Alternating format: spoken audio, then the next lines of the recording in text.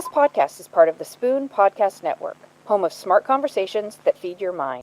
Hi, I'm Amy Wu, and welcome to Women Innovators in Food and Farming, where I spotlight some of the entrepreneurs behind the innovations shaping the future of food and farming. I'm an award winning journalist specializing in writing about food and ag innovation. I'm super excited to have with me today our guest, Chidimma Ifeh, a food and agricultural researcher based in Montana. First, a short intro, and then we're just going to jump right into the discussion.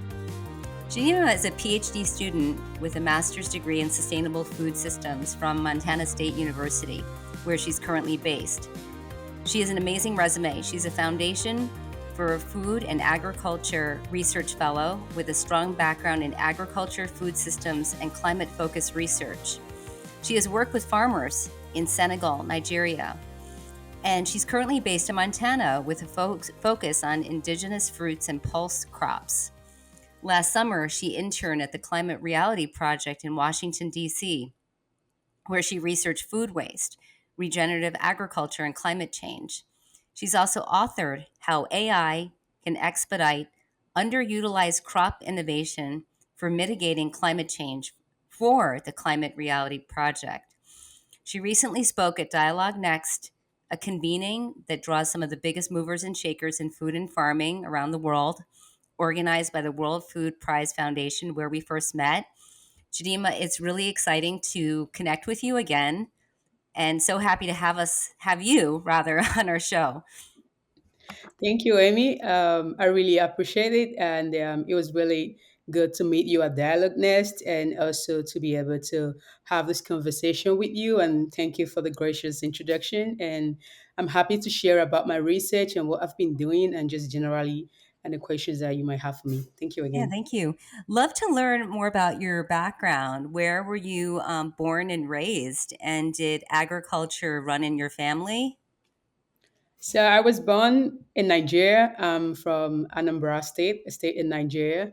It's in the southeast I'm an Igbo girl.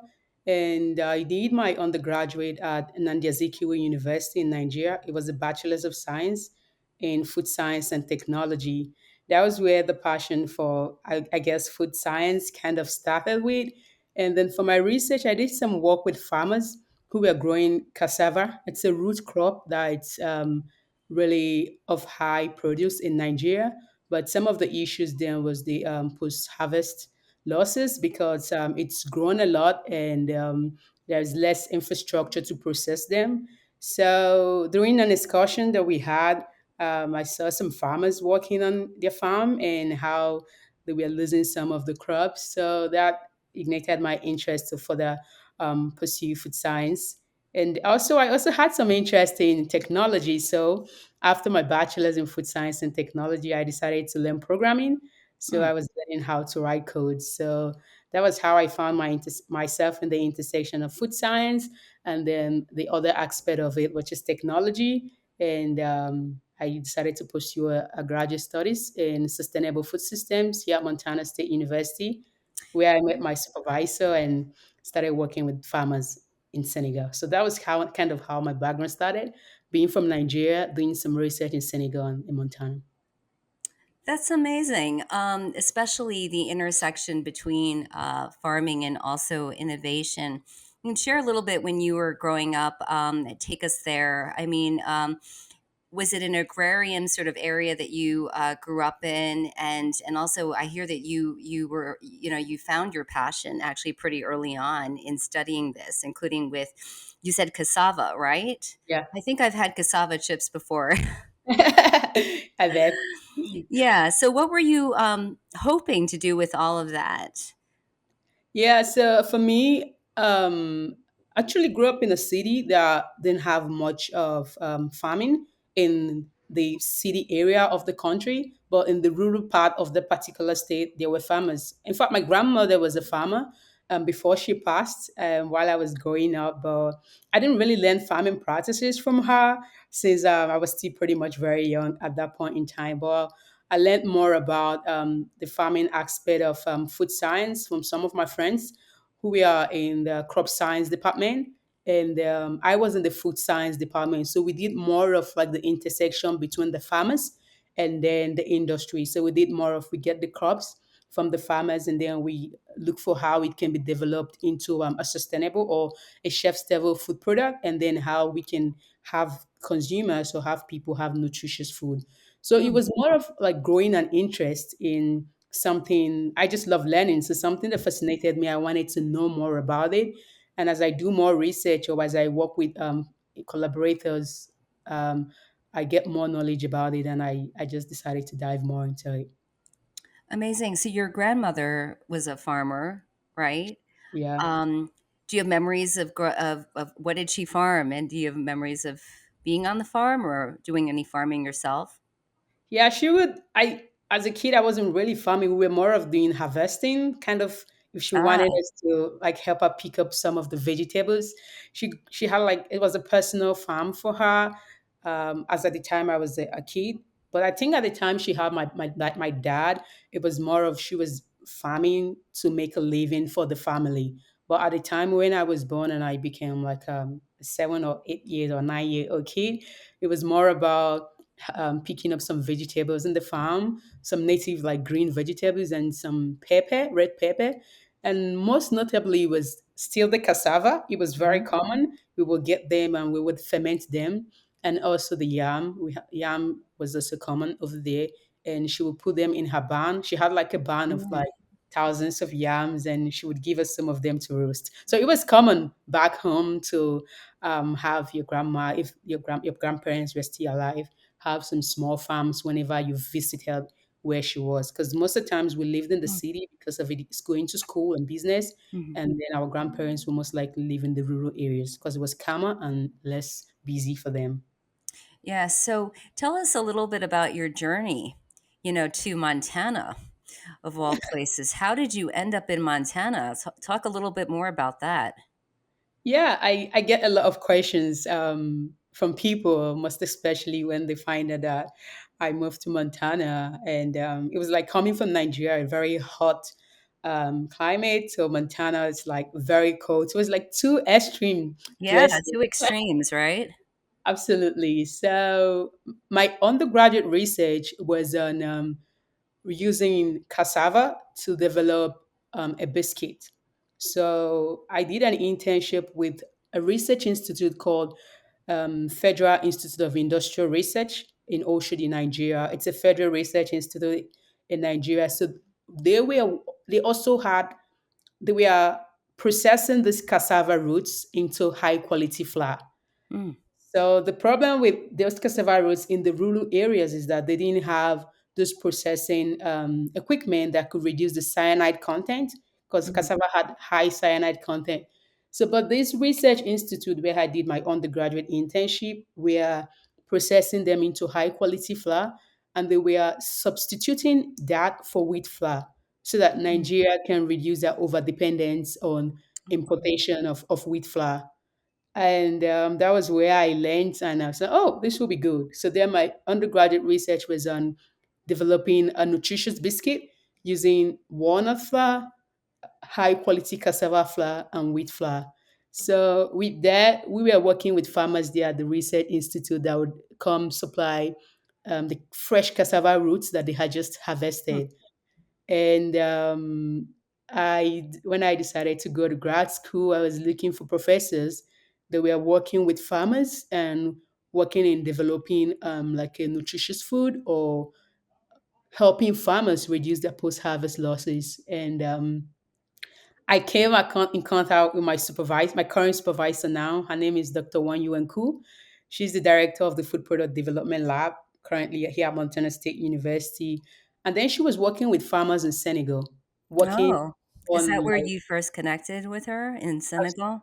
no, Mhm. I sent her an email Oh, actually. you sent an email to her. Okay. She was working with farmers in Senegal, but she had it on the website of the work that they've been doing, and currently she was working with a student who was from Ghana at that point in time. His name was Edwin Allen. So I sent her an email, and I didn't get a response at first.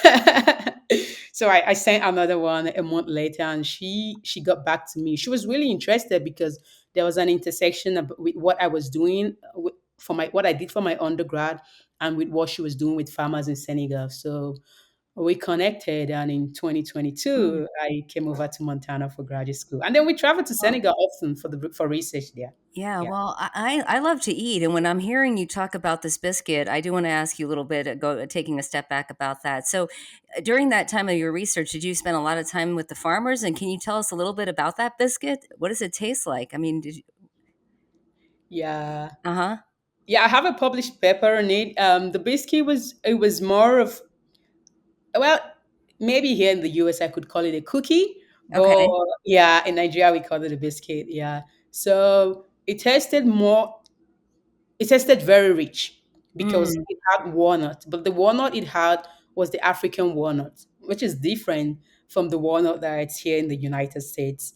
Yeah, so and then with the high quality cassava flour, which was giving it the carbohydrate, and then the walnut was giving it um, more fat. So that means we had to use a Mm. reduced fat content for the biscuit at that point in time. So yeah, it was nutritious. We did some sensory studies on it. People really liked it. You So try it with bakers as well? we tried it with the bakers that were working at the research institute at that point in time. They were also making bread with the high quality cassava flour. Yeah.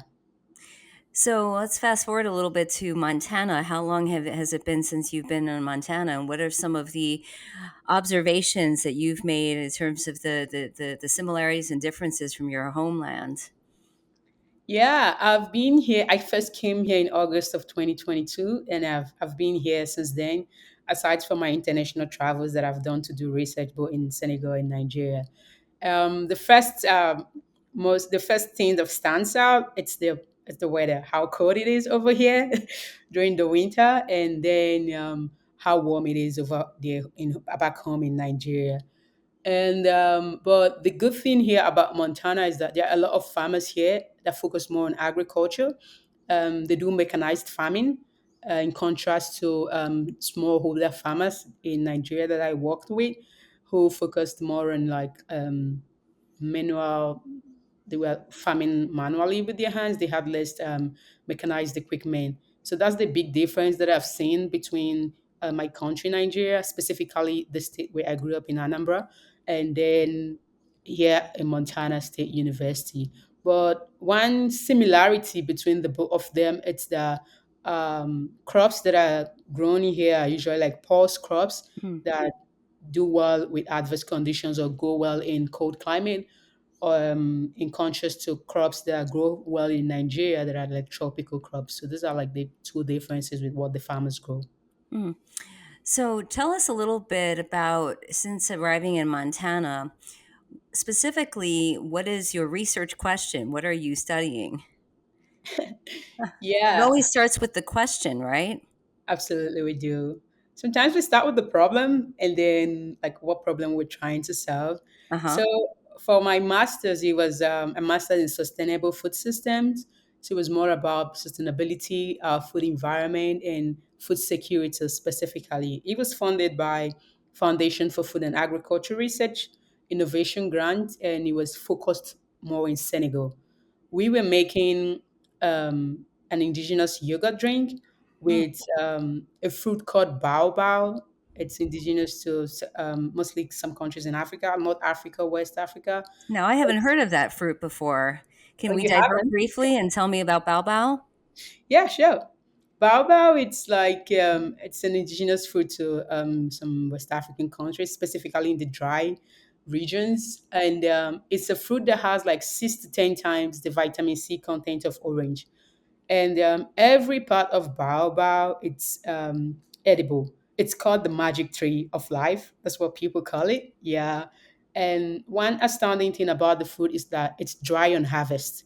Hmm. Most of the fruits you get are like they are not dry on harvest, but baobab it comes in the pod, and when you break the pod, then you would get the fruit, which is in a pulp. It has the seed and the pulp, so you can separate the seed from the pulp, and the pulp is white. It's kind of like off-white color, and it's already dry. So all you need to do is just mill it into flour. That's what we did, and then we used it. Yeah. Oh, amazing. So you've been studying this, and what is the big picture of what you are trying to find? Yeah, so we found out that when I traveled to Senegal with my supervisor and two undergraduate students, we found that we were working in a very rural area in Senegal. The name of the village is called Ndanga, and it's in I think it's in Kolak. Then Ndaga is like the rural village, and we went there, and then we found out that we are smallholder farmers Mm, that we are growing crops and harvesting them, but because of the immediate need that they had for for their living expenses, they wouldn't really maybe process them or store them. They just try to sell them immediately so that they can make money to go about their daily life. And then we also found some of the farmers where they had livestock. They mm, had cows and they were milking the cows, and they would keep this milk overnight for like 12 hours to ferment, and they try to sell it in the market the next day. And if they don't sell it, it would it would get spoiled and be mm, disposed of. So one aspect of it was food waste, and mm, then the other aspect of it was how can these farmers make more value from the crops that they're already harvesting. mm, So we had focus group discussions with these farmers to understand what they wanted, not just be coming over and just pitching our ideas to them. We wanted to listen more to them and see what they wanted to do, how we can come in. We found out that they already had the knowledge of what they wanted. They mhm, had probably the indigenous knowledge. They just were lacking of the scientific background to mm, like help them get there to what they wanted. And at that point in time, they did not have electricity. So mm, storing the milk was a problem. And that January, when we went there, January of 2023, they just had running water.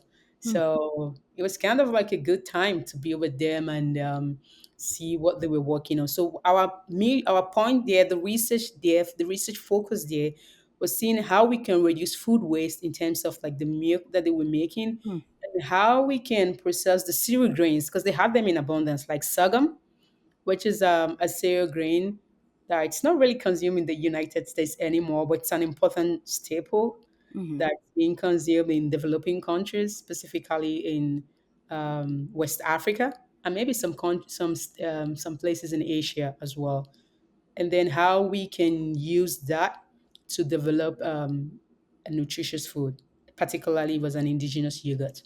Oh, interesting. I mean, so it sounds like a great opportunity to sit down and connect with the farmers, right? And hear Yeah. about some of their challenges and what keeps them up at night, and sort of this trying to connect more of the knowledge, right, and the science with them. So ultimately, how did you end up sharing that information or some information with the farmers themselves? I mean, they're out there in the fields, they are producing, but how do you communicate that Yeah, with the so farmers yeah, so that they absolutely. can farm more efficiently and basically produce more delicious food, right, and nutritious food?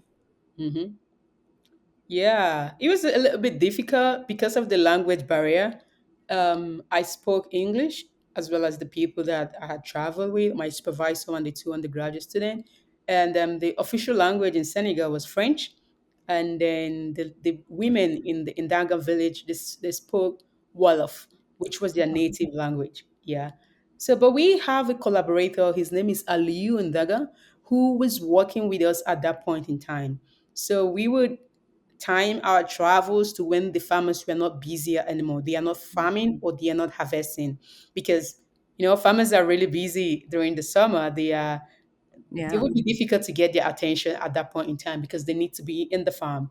So when we visited, we would have focus group of about 25 to 30 women on a round table, and then we would have the Aliyu who served as an interpreter for us at that point in time, interpret whatever the women would say.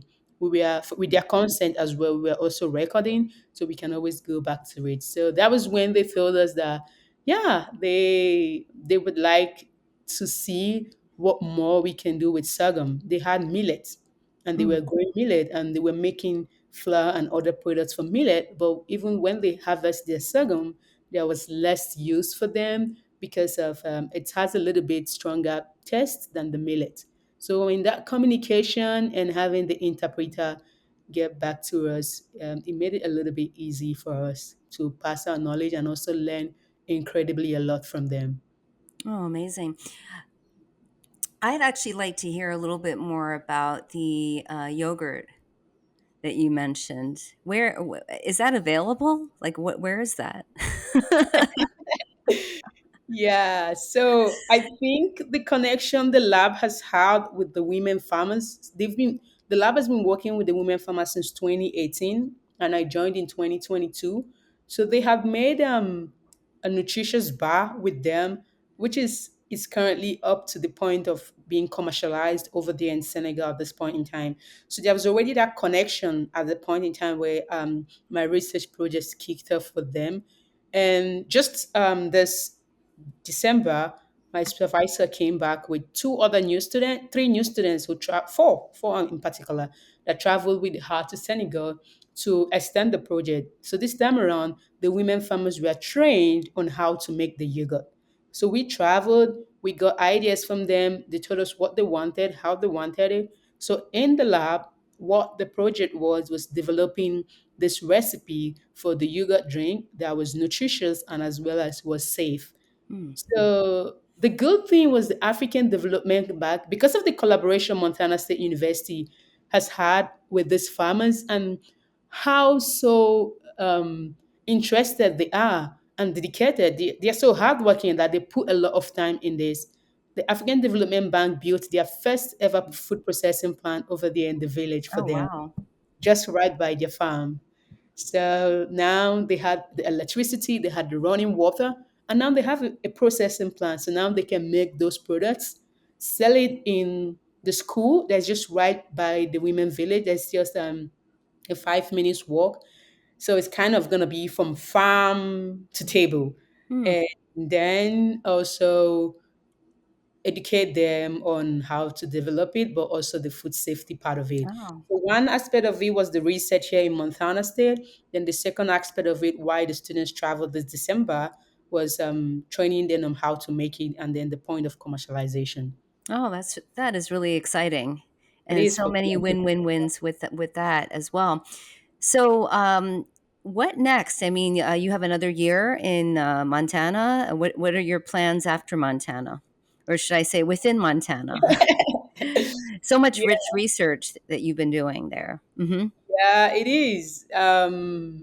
I graduated with my master's in 2024 May last year, and that was when I kind of concluded the research on the yogurt drink. Since we already had it developed, the women farmers have been trained on developing the recipe and seeing how they can commercialize it, and then also we did some research with Nigerian farmers on cacao as well. But for me, what next would be, now I'm doing my PhD program, and I'm doing a little bit of still a continuation, but now a little shift from developing a yogurt. Now my focus more is working with farmers here in Montana on Hmm. pulse crops. So we're looking at working with lentils, different types of lentils, red lentils, white lentils, green lentils, yellow lentils, on developing plant-based meal. Oh, So wow. So you've yeah, been spending some time with the farmers out there in Montana. Why lentils, and what is the challenge they're facing there? And what are some of the, how are you helping them? 'Cause that's pretty cool. yeah. So for lentils, why lentils? Because lentils are, they are sustainable to start with. Pulse crops are known to be nitrogen fixers. They are good for the soil, and they also can grow in the climate over here. But then the only challenge I would see here in Montana is that there is less industry here. So that means there's less demand for using lentils Hmm. right here in the state. So most of the lentils, a huge percentage of the lentils that is grown in the United States, specifically Washington State and Montana, and I think North Dakota, those three are kind of like the highest growing pulse crops in the United States. It's been exported out of the United States with little to no value addition here in Montana. So more of what we're doing is how we can increase the utilization of these lentils in making a variety of products like puffs using extrusion technology to do puffs, and also how we can make plant-based milk with these crops that are proteinous and good. They're sustainable and they also conserve water. So that is kind of what we are looking at this point in time. Yeah. Oh, wow. So that's in progress or process is maybe milk that's made out of lentil. Is that what I'm hearing? Yeah, that's that's our focus for now. Lentil-based We're looking milk. at, yeah, we're exploring. We also looked at lupine. We Mhm. also checked out what's currently in the market. There's, I think, the most popular pulse crop that has a milk in the market now. It's pea milk. It's commercialized at this point in time, but Oh, there's no commercially available lentil milk in the market. There are some chickpea milk from like small stores and like small startups, but the yeah. focus more now is to see how we can make pulse milk from pulses. So, Chidima, briefly, I also know that you worked for the Climate Reality Project, right? How Yeah. does your research, or broadly speaking, connected with climate change or climate reality? Can you share a little bit about the connection? And maybe you can talk a little bit about this exciting paper, how AI, right, can Yeah. can expedite underutilized crop innovation. Because a lot of folks want to hear about the AI as well. Yeah, it's true now. AI, it's trending. Artificial intelligence has been there for a long time now. Machine learning, data mining, those are subsets of artificial intelligence. But because of regenerative AI that has become more popular now, people are beginning to be interested in it. And also, I think people also need to be educated more on it and see how AI is not replacing humans. It's just kind of enhancing or helping us understand more of what we're doing. So I did an internship with the Climate Reality Project. That was summer of 2024. And it was through a Montana institute. It's called Mas Bacchus Institute. So they would take students who are in Montana and send them over to different places, specifically for the Bacchus leaders. They would work with senators in Capitol Hill. Then for Bacchus Climate Scholars, which was the one that I was placed with, they would work with climate in nonprofit organizations or organizations that are focused on climate. So for me, I was placed with the Climate Reality Project, and part of what I did there was learning more about food waste and the impacts on climate, and then also the newest project that they were working at that point in time, which was regenerative agriculture. So it was more of about 30 to 40% of food that is produced in the United States, it's being wasted. Oh. And when this is wasted, where does it go? It goes to the landfill. And this landfill generates greenhouse gases that at that point in time is causing harm to our environment. So when you trace it down to food, which is the sector that I'm more focused on, is how can we reduce food waste so that we can reduce the methane gas that is being produced in landfill and also reduces the impact it has on our climate. So that was one sector of it, which was my focus on seeing different companies and what are their sustainability um, what are their sustainability goals. Some companies have pledged net zero by 2030 or by 2050. Well, more of the focus is how we can see that, because the food sector contributes a huge amount of greenhouse gases to our environment, be it in the food industry or agriculture or culinary services or in our homes, because the highest food waste is done in people's homes That other is, than in the food industry or other sector. So that was more of how it started, and then down to writing an article on how AI can mitigate the impact of climate change. oh, that's exciting. And is that available online for folks who want to read your article as well, or how can they Yeah. find it? Yeah, it's on the Climate Reality Project webpage for the articles where they Mhm. educate people. Yeah. That's wonderful. I heard that you're headed from Montana to New York this summer. Can you share a little bit more about that opportunity and what you'll be focused on? Yeah, I can talk a bit about it because I haven't started yet. It's I'm officially going to be starting next month. Though I have a post on it on my LinkedIn page. It's going to be a summer associate role, kind of an internship with the Rockefeller Foundation. I'll be working with the food team on how we can use food to, how food is going to be available for everyone nutritiously. But I can maybe share more about it when I officially start working and see what different project that I'll be working on. But I know at the moment the food team, the Rockefeller Foundation, is working on food is medicine. They are working on the periodic table of the food initiative, and they are also working on regenerative agriculture. These are the different projects that the food team at the Rockefeller Foundation is currently working on now. I'm excited about it because it's going to be kind of also an intersection of what I've been working on and also part of what I did in my internship last year with the Climate Reality Project.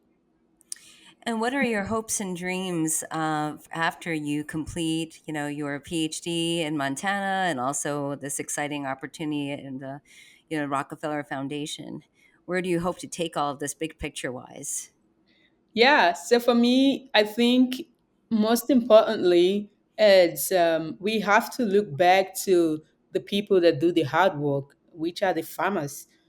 Because for every food product that it's in the market, the farmers kind of get the least amount of money from the food product than any other sector. I think it's more of looking at how I can learn more from farmers and how I can contribute to what they are doing. So, with my PhD research being focused on how we can develop post based meal with farmers, is going to be when there is high demand for some of these crops from the farmers to like maybe the food industry, it would help the farmers to grow more and they would make more money from them, from these crops that are being underutilized. And then there would also be crop rotation and reduction of overdependence on like wheat or rice or corn. And for me, I think it's more of working kind of like an intersection of the academia and the food industry and whatever it's at the center of the both of them, kind of being grateful for the knowledge that I've received over the years and see how I can incorporate that knowledge in helping students that need that or farmers that need that knowledge, and also see how I can learn more or do more research with be it the food industry or the nonprofit or philanthropic foundation. So it's kind of more of like a spontaneous role, but not just one specific thing that, oh, this is just what I want to do. I'm open to any role that would have me learn and also have me do work that gives back to the community and impactful projects as well. Do you have hopes and plans to share your knowledge back at home? And is your family back home? I mean, are they with you now in Montana, or do you plan on returning? No, my family are not here. I'm just the one here. But they visited last year for my master's graduation. Yeah, my plan is to do more research, a lot of research, both in West Africa and like globally in for our food systems. I traveled back to Nigeria in 2023 to do research with farmers on cacao and how we can reduce the byproducts that these farmers make out of cacao bean and then use it in developing a food product, and also see how we can get some knowledge from plant scientists and share with these farmers on these are what they are doing and these are the challenges that they've shared that they had. Yeah, so I'm looking at the intersection of like traveling more and doing more global research, be it Nigeria, be it in Senegal, or be it here in the US. I specifically have not decided on where I'm going to be like fully focus based because I still have 2 years to go for my PhD, but I look more to traveling and do more research globally. Mhm. Yeah, and finally, what is your perspective and outlook on and bringing these foods to the market? I mean, what I'm hearing is that there's a cookie or biscuit out there, right? There's cassava. There's also this delicious yogurt. There's maybe more opportunity for sorghum. So what would it take to get it out there in the markets and for people to be like searching for it? Yeah, Popular. Yeah. absolutely. That's a really good question because one thing is doing research in a lab, and one thing is having that research being taken out of the lab sector and have impact in the community. I think it's the extension services and the support we've gotten from, let me say, for example, Foundation for Food and Agriculture Research that funded the research with the women farmers in Senegal. Now, with that yogurt recipe being already created and with the farmers just having training on how to make them just this December, we're looking at how we also had some marketing training with them as well, the business side of it, not just teaching them how to make it, but to educate them how this can get into the market. I think it's more collaboration, collaborating more with organizations, government bodies that is willing and ready to support these farmers. Then specifically for the plant-based milk that we're looking at making here now in Montana, we are currently working with Pulse Growers, who is giving us support letters for this current research that we're working on. And we are also working with the Montana Department of Agriculture that has been very supportive. And also we've submitted some grants to the U.S. dry pea and lentils and other funders that are more focused or interested in pulse crops. So when we develop this and when we work with farmers and also when we work with extension services, we'll be able to get this product out into the market. Wonderful. That's really exciting. And you're speaking to somebody who really loves to eat and to try new things. So I'm looking forward to looking for the bao bao as well, which I learned about today. So, well, thank you so much, Chidimma, for your time, for sharing your story with us and your research. I am going to sign off until the next episode, but please check out my new podcast, Women Innovators in Food and Farming. Thank you very, very, very much. Thank you, Emmy. It's really wonderful to have this opportunity to speak with you again and also listen to your presentation at the World Food Prize Dialogue Nest. That was really, really insightful. And I'm happy again to talk more about them. And thank you for the opportunity. And also thank you for everyone listening as well. Thank you.